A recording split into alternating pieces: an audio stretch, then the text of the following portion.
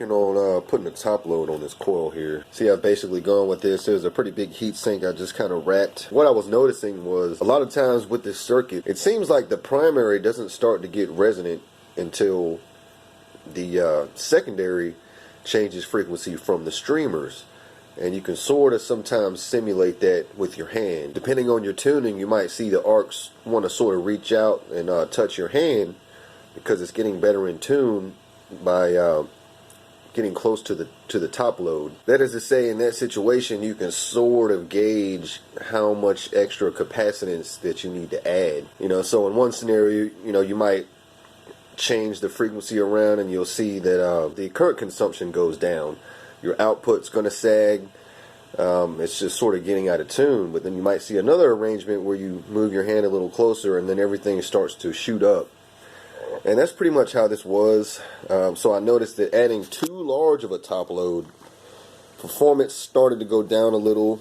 Too small of a top load, and you know, it would still break out, but I wouldn't get quite the beefiest arcs till I started to draw arcs to the hand.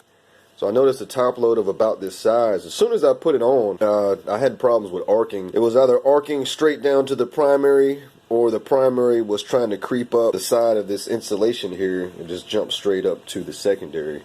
So as soon as I did that, my first thought was, oh crap, I need a strike rail now. Upon doing that, what I also did was I tried inching the primary out just a hair more to try to give it a little more space. What I also did was I added a little bit of foil down here to try to block some of that radiation going down to the driver. And by doing that, by slightly changing the primary, adding that foil, I no longer got the same performance. It wasn't until I worked that primary back a little bit closer, I feel like I had to bring it right to the precipice to where it almost kind of wanted to go either way. Am I going to arc to the primary or am I going to break out the top? So I can kind of show, let me show a little bit of that right now. So it's actually, the way I have it now, it's not perfectly ideal yet, but so it actually kind of wants to arc still a little bit on the arc to the primary. Let me cut my speakers off.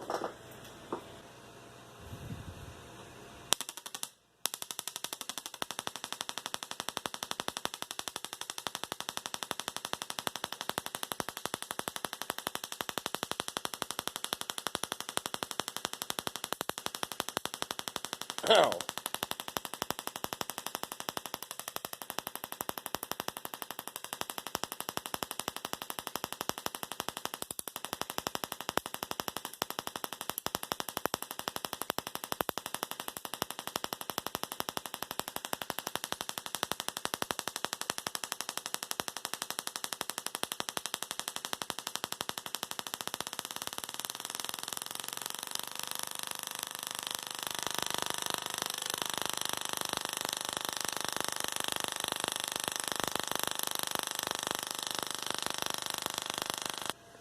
Don't give it a breakout point and just wants to arc.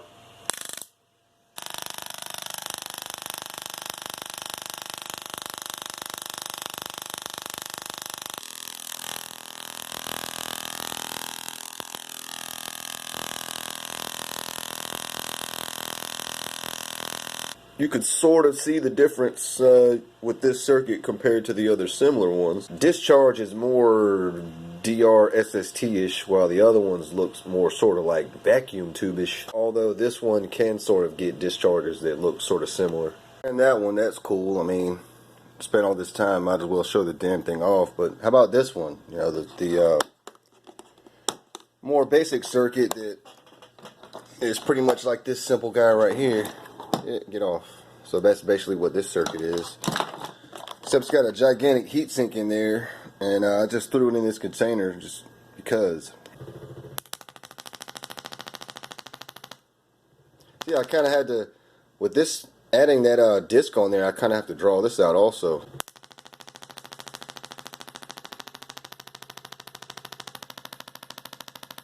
See, that gives me a nice impressive little line there though.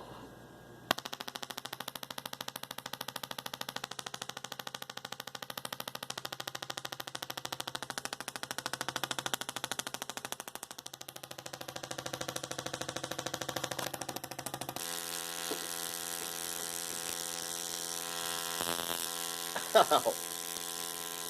Ow! That got me pretty good. Let me find something better than that. Screwdriver.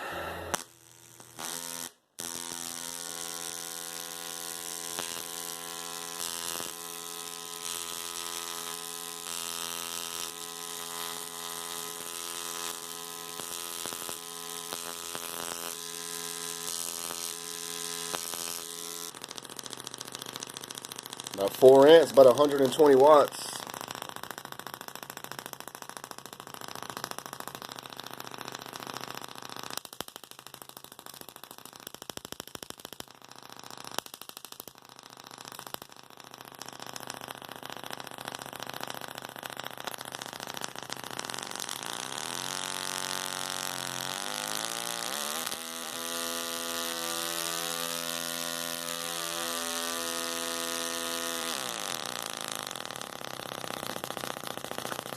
Oh man, it puts out some wicked plasma. It doesn't quite sound the same when that one starts ringing real good. That one has more of like a bang.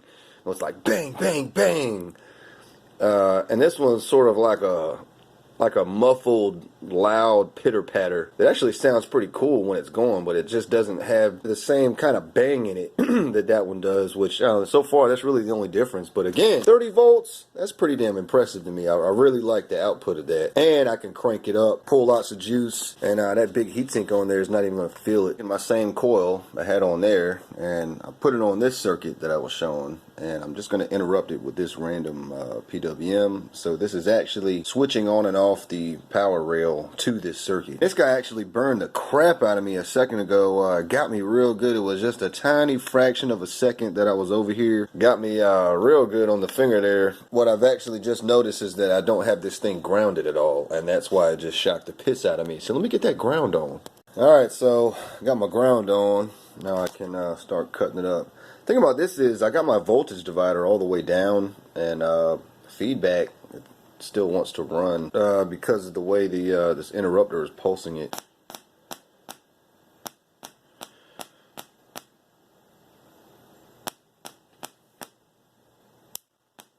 You can see it's got sort of the same deal going. A lot of interference is what's the main issue with this setup, because of the interrupter, the way it's the way it's laid out.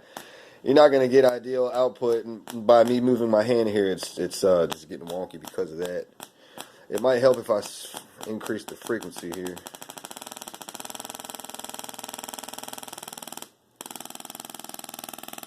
So, you know, again, I'm getting my cool little line arc, 30 volts. This is this circuit.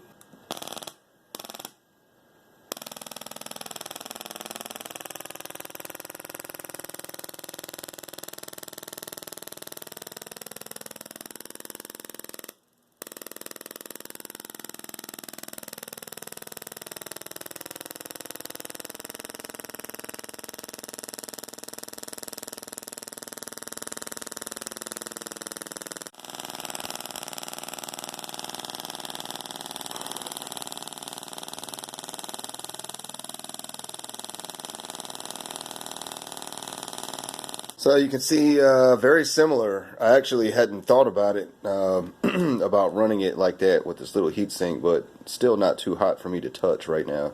It's getting up there though. I think the output I get from that circuit is still a little more ideal, and I can push more voltage, but it's just these fat beefy arcs I get from this basic circuit. So how about this one? This is the one I spent probably the most time on. It's pretty much set up like my other one, where it's got a little battery in here that runs the interrupter, but the issue I'm having right now is, as per usual with a lot of these damn circuits, I've got the primary about where it used to be, and when I cut it on, so I'll cut it on and I'll slowly raise the gate voltage here. I usually leave it all the way down. You know, depending on my resistances, how I set the divider, you know, it basically works the same every time. I'll crank it to my desired voltage, and then I'll start cranking the divider with it interrupting until I start to see current draw for output, which happens right there, but the damn thing wants to arc.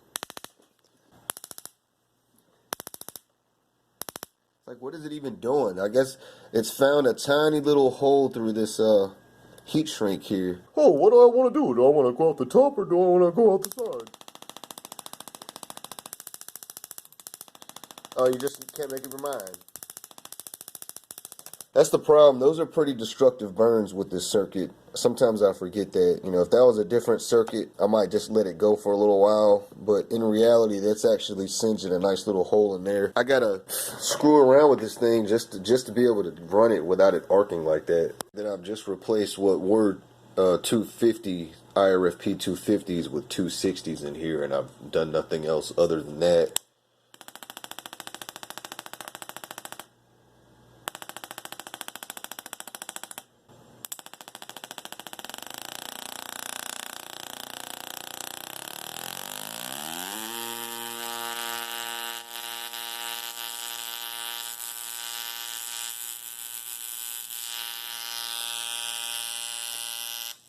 I'll put the 250s back on. I mean, the 260s worked, but just take too much tuning to get those, you know, working the same. Because I mean, at least the way this is, it's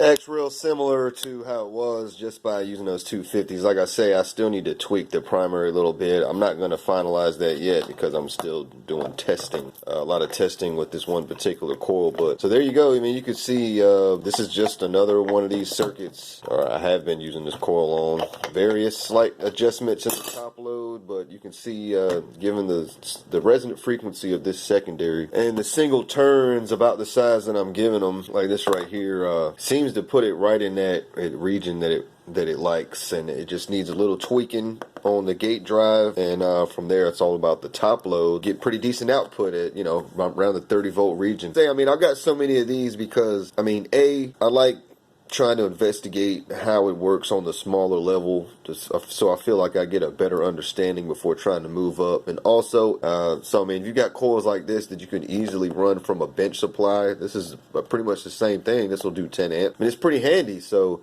you get decent arcs from something like that. You don't have to feed it mains. You know, I'm not scared of mains voltage or anything. I feel like I don't understand it enough yet to be trying to push way too much juice from the mains. Otherwise, I'll just be popping shit left and right. So far, as you can see, you know, these different variations in the circuit that are all more or less using this push-pull drive, that's what I get. And, you know, you get a little more complex, you start getting a little dual resonant, can get even more impressive output from only like 12 volts or even less. It's got its like niche usage, I feel like, in the SST world. I wouldn't find these ideal for really pushing the insane voltage just because they do pull too much current. But you know, in the lower region, they're all going to be pretty darn good looking. Around the 50 volt region or even above that, seems like it'll be able to take it. So some take a little more work than others, but they all seem to work about the same.